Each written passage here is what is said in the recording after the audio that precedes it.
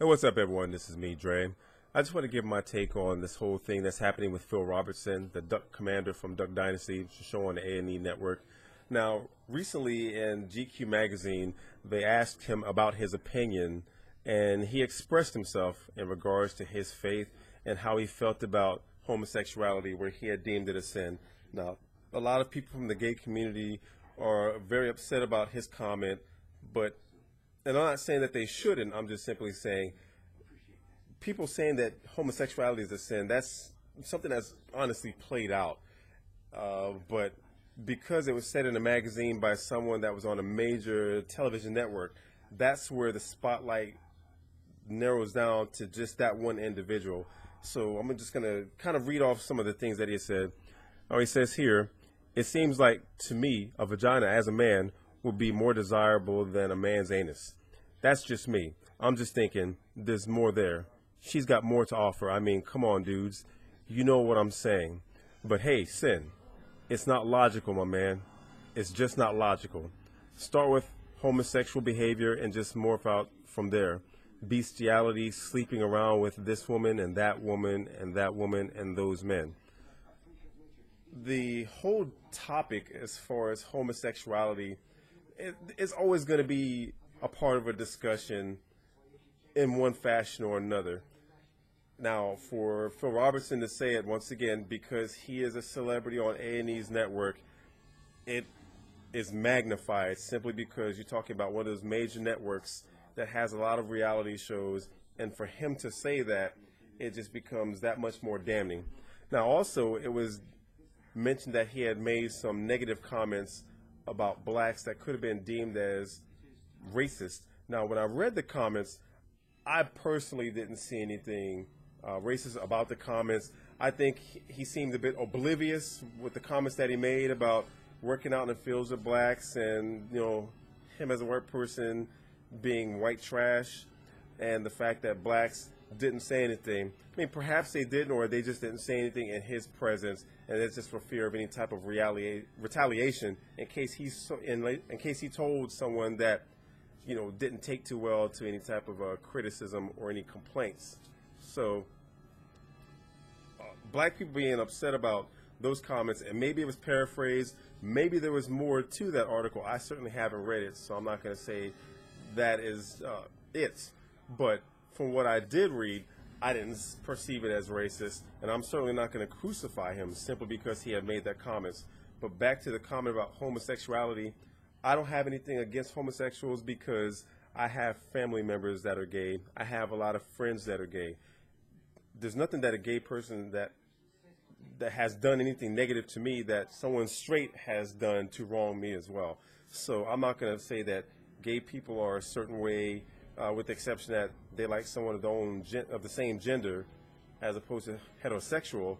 But I consider a person because we all bleed red blood, regardless of straight or gay.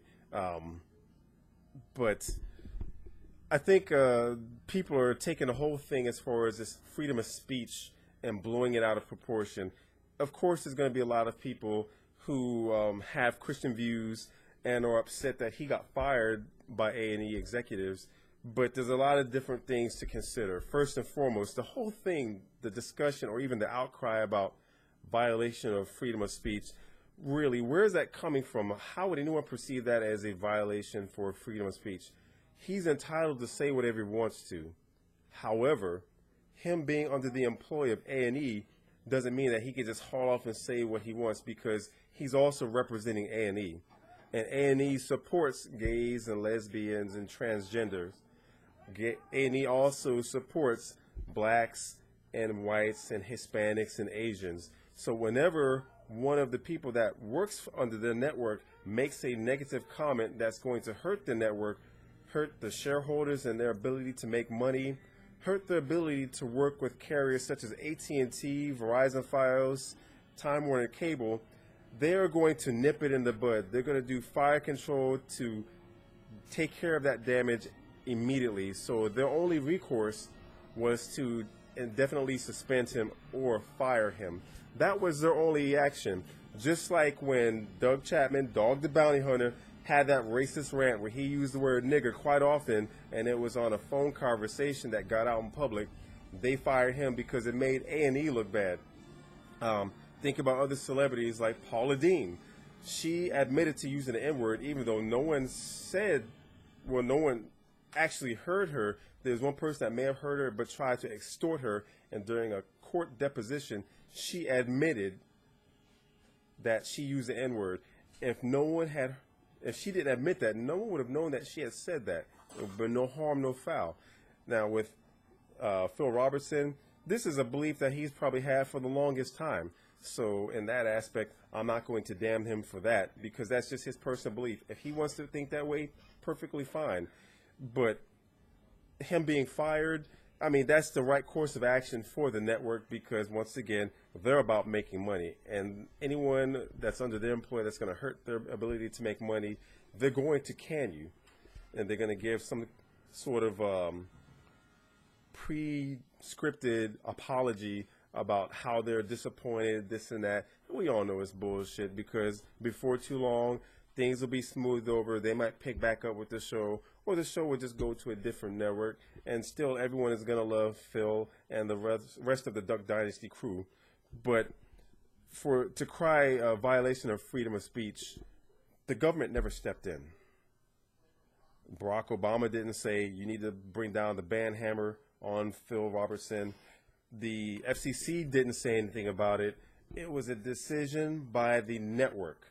So cut all the bullshit with violation of freedom of speech, because to this day, he still has the right to say what he wants to. He just didn't use a lot of tact in that interview with GQ, because he let it all out about his views, and he didn't think about the consequence, and that's the only thing. So he's paying for that now, just like Paula Deen did when she admitted to it. But in the long run, he'll end up recovering. That's just my take on it, because a lot of people are taking sides. But you got to think, if you have an organization that gets some sort of funding from the gay community, are you really going to take the chance of slapping them in the face and have their money taken away? A&E wasn't going to take that chance. So you got to ask yourself, would you? Because money is money, no matter where it comes from. It could be drug money. It could be money from the gay community, black community. Money is money, and A&E is all about the money. And when you fuck with the money, they're going to get rid of you. That's all that happened. Some of you will agree with this video, and for those that do, or whether you agree or disagree, I certainly encourage you to leave your comments. And if you like this video, I hope that you like, subscribe, and share. Peace.